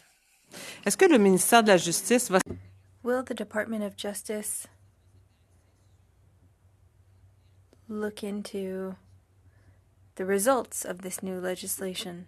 For example, the number of e-bracelets given out and what the circumstances were. Will the Department of Justice look into that? Le ministère de... Yes. The Department of Justice is interested in that, but it doesn't necessarily have the tools to collect that data. Connectivity issues, the interpreter did not understand. Précision. I would like to have specifics. I asked a question during the first panel regarding wearing an e-device, and that a judge could decide when an attorney makes the request. Did I understand that correctly? A judge can go forward with that only if an attorney makes the request, but a judge himself or herself cannot impose that. Can you repeat that? Yes, you understood correctly. Donc, So, a judge can see a case and cannot decide to recommend the use of the electronic device without the attorney. Connectivity issues. Again, the interpreter cannot understand. It's a decision that judges can make. They decide on the conditions to protect victims and witnesses. The new provision in the bill states that a judge must consider it in certain cases, but they can request it if they believe it's necessary. I'm going to pass the next 5 minutes over to Yara. Yara, you have the floor for 5 minutes. Thank you so much, Madam Chair, and I want to thank our witnesses and actually all the members of this committee. This bill is very close to my heart, having worked with MPs Dillon and Demoff, as well as Dr. Kagan and Mr. Viator to get us to this place. And I want to thank everyone for the collaborative efforts to really unpack this issue so that we can move forward to protect partners and children. So the issue of coercive control as well as electronic monitoring is something that's been part of national conversations in a number of like-minded jurisdictions. I'd like to say Australia, the United Kingdom, as well as here in Canada. And just to be clear, when we talk about coercive control and domestic violence, the Department of Justice did do a paper on the differing understandings of the nature of domestic violence and enhancing safety, where it defines, quote, that coercive domestic violence is normally a cumulative patterned process that occurs when an adult, intimate, and former intimate partner attempts by emotionally, psychological, physical, economic, or sexual means to coerce, dominate, monitor, intimidate, or otherwise control the other. The subsequent paragraph goes on to say that coercive domestic violence can involve a pattern of emotional, financial, or psychological monitoring, domination, degradation, intimidation, coercion, or control without physical or sexual violence. I think that's really important in relation to this bill, because my understanding is that other aspects of training at the moment, which refer to sexual abuse or intimate partner violence, involve training of understanding physical impact, meaning looking for warning signs that have a physical presentation on victims. And what we're understanding more and more is that this cumulative behavior of violence escalates over time in a systematic pattern that then results in an explosion of violence against victims, potentially children or partners, that the claims are that we didn't see it coming when the signs were actually there. So I would ask either Ms. Moore or Ms. Davis-Ermuth, in the current trainings where it only lists sexual abuse and intimate partner violence, would the coercive control piece that we're adding enhance the education of the judges to have a deeper understanding of the warning signs? Thank you for that question. I'm not able to provide information on what is included in current training for judges and what might be included in future trainings in terms of content. Judicial independence requires that judges control judicial education, including the content. I understand that, but I'm sorry, I'm going to interrupt you. However, currently C3, as it was passed, does list sexual abuse as a listed training for judges. Is that not correct? So the Judges Act, as amended by former Bill C3, lists sexual assault, lists training on matters related to sexual assault law and social context as topics on which the CJC may establish seminars. Thank you. I'm going to be brief. I have very specific questions on this. So the aspect of psychological and emotional violence, which really fall under coercive control, currently aren't specifically listed in the trainings. The only topics that are currently listed are sexual assault law and social context. However, the CJC is able to establish seminars on other topics. Okay, so let's just be clear that this is a national conversation in families across this country of the impact of coercive control and the ongoing impacts that it has in multiple courtrooms of the judicial process. It's not always just in family court. It spills over into other disputes that are happening in courtrooms across this country. So this is why we feel that this training is essential. I'm going to go on to the reporting question now. One of my colleagues asked this earlier. So in 62.1 of the Judges Act, trainings are the list of trainings that are provided to judges each year are meant to be reported to the Justice Department. Correct me if I'm wrong. At the moment, that provision encourages the CJC to provide a report to the Minister of Justice on seminars on sexual assault law training and on social context that have been offered in the previous year. So with this amendment of including coercive control, that would seminars of this nature would be added to that reporting list? That's correct. So the CJC would be encouraged to report on those seminars as well. Excellent. Chair, how much time do I have? You have about 13 seconds. Oh, goodness. Okay. Go ahead. Right. We're being very thank flex. You. We're fluid. I really appreciate it because I think we really need to go here.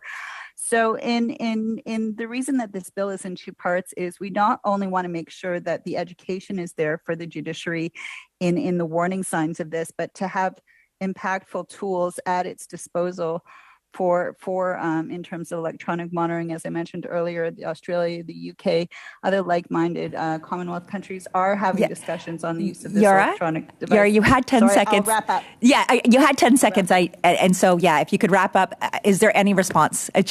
We do have two more questionnaires before we close. Will it be a useful tool? Yes. That's my question, yes or no. Will it be a useful tool? Unfortunately, that's not something that I think that we can speculate on. Okay. Thank you for your generosity, Chair. Thanks so much. I'm just trying to get everybody in. Okay, so I'm going to pass it over to Adrienne. You have 2.5 minutes. Merci beaucoup, Madame la. Thank you very much, Madam Chair.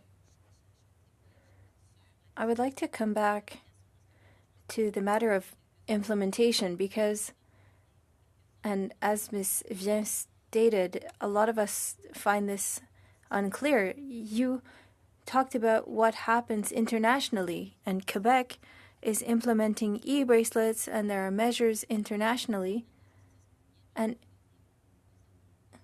if the Department of Justice doesn't have the means to assess what's happening, the impacts of e-bracelets, can we look to Australia or Spain or the UK and see what happened there to see how the Department of Justice could collect the data that it needs to see what the impacts have been for victims? I would like to hear if you believe that what's happening internationally could allow us to better assess what's happening. Answer. And perhaps my answer to your question was too technical. I was trying to talk about how research was done, but the Department of Justice will be working with provinces and territories.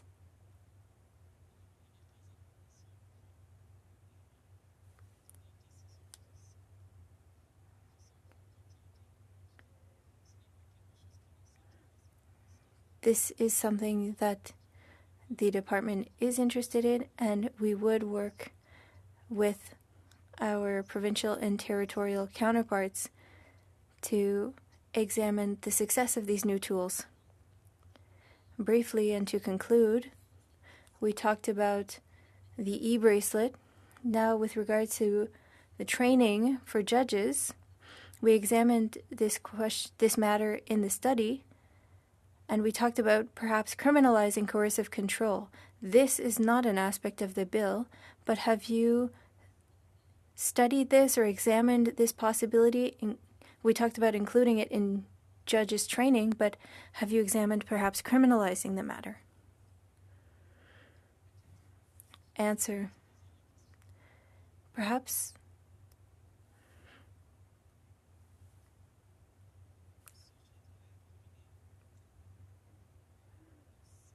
for criminalization, we know that it is currently being studied by another committee, and that report recommends that the Department of Justice work with provinces and territories to undertake a study on that recommendation.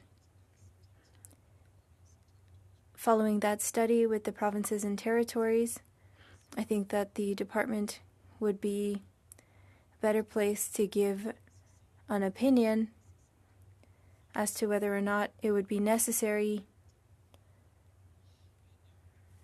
Defense. In terms of judicial training, I don't know that judicial training itself, I think that's a different question as to whether or not a new offense of coercive control would be recommended. But as my colleague. Okay, so during this time of freeze. Mentioned, okay, so thank you so much. We're now going to pass it over to Leah Gazan. Leah, you have 2.5 minutes. Thank you so much, Chair. And thank you for your time today. I do have a bit of concern because, you know, how we define things is really important in terms of this legislation. I caution because the onus is often placed on women, you know, the jilted spouse and all the stereotypes, and then judges, mainly who are men, you know, who can take training or not. This is deeply troubling for me. But I actually have a question about policing. So we've in our FEWO committee during our study on intimate partner violence, we were told that the use of electronic monitoring devices must come for training for police officers and police services to develop skills needed to respond to alarm signals sent by the device. What would need to be done to ensure that police officers across Canada are properly trained on how to respond to the signals sent by the devices and to ensure that the safety of survivors is guaranteed?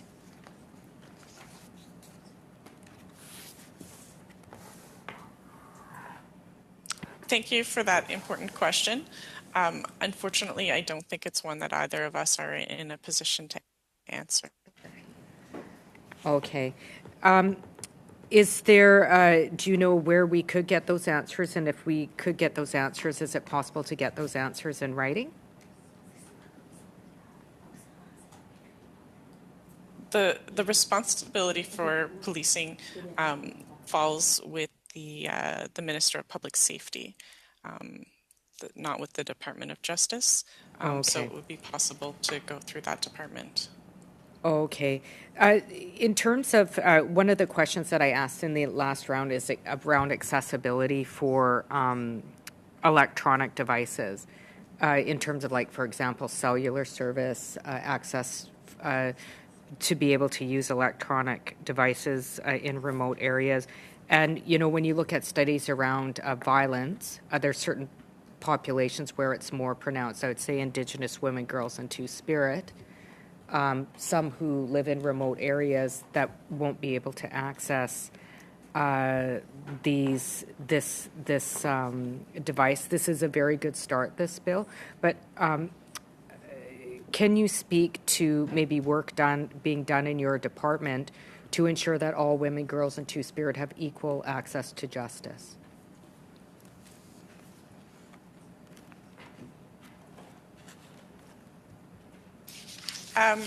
So in terms of technological capacity, particularly in remote areas and the north, that is something that we do hear is an issue with access to justice. The Minister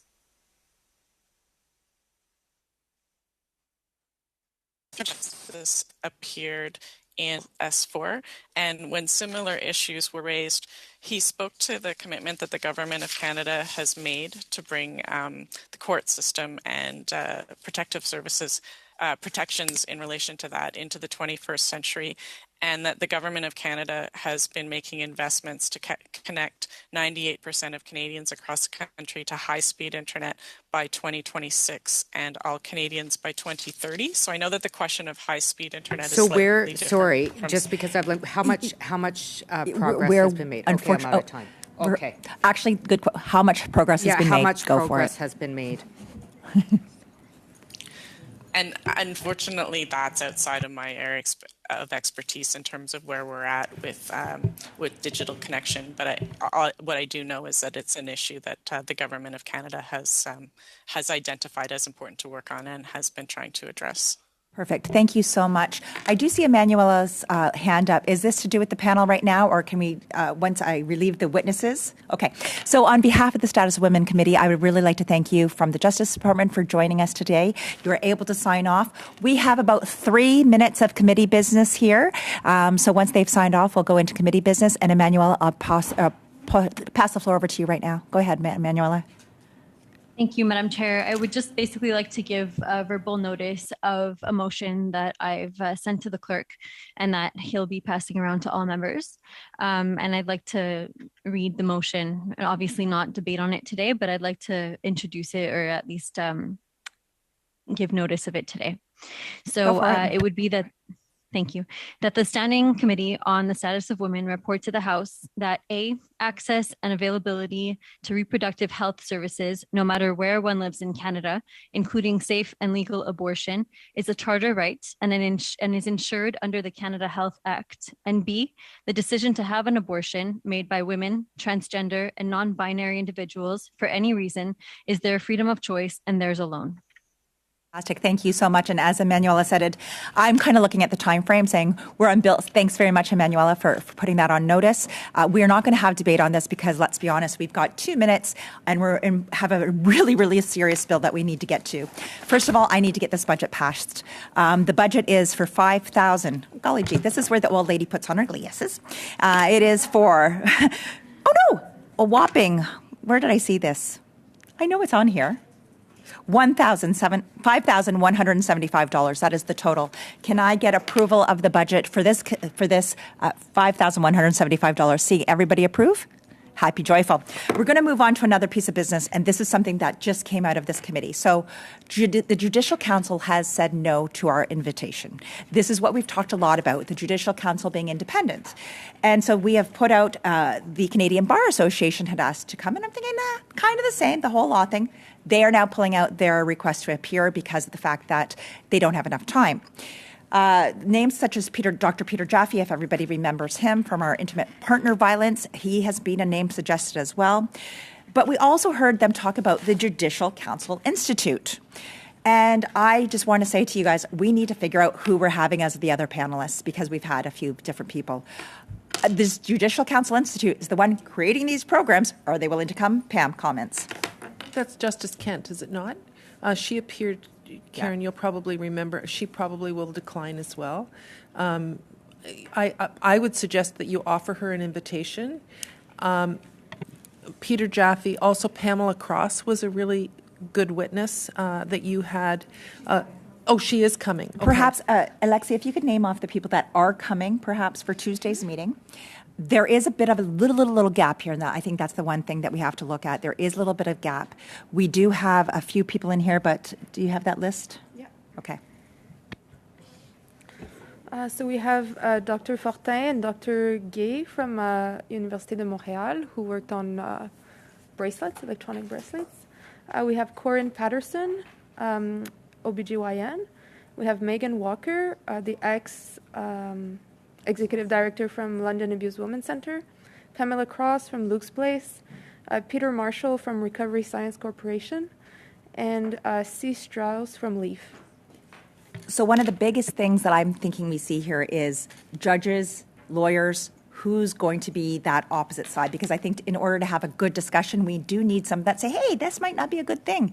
We know we all want it, but we do have to hear from others. Pam, you've got a thought? And the Indigenous Bar Association. Yeah. Why don't we see if they would come? And that would also bring the lens of what Leah was talking about in terms of, and Madame Laroche as well, about, e-monitoring in rural and Indigenous communities, but also bring the perspective of, are we in camera or are we public? Public. Okay. Yeah. So we also had, if you recall, Kariama Mayhem. Karen, she was a prof at the University of Ottawa who talked about the need for reform, for education throughout the criminal justice system. She might be one, but I would start with the National Judicial Institute and see if Justice Kent will attend. Okay, so with all of your approval, what I would like to do is have the Judicial Council Institute as our first invite, the Indigenous Bar Association as our second invite, and then as our third invite, Dr. Peter Jaffe, if 1-2 cannot. If that's okay with you, do I get approval from you guys to go ahead? And I will be available if you need me to start making those phone calls myself there, Madam Clerk.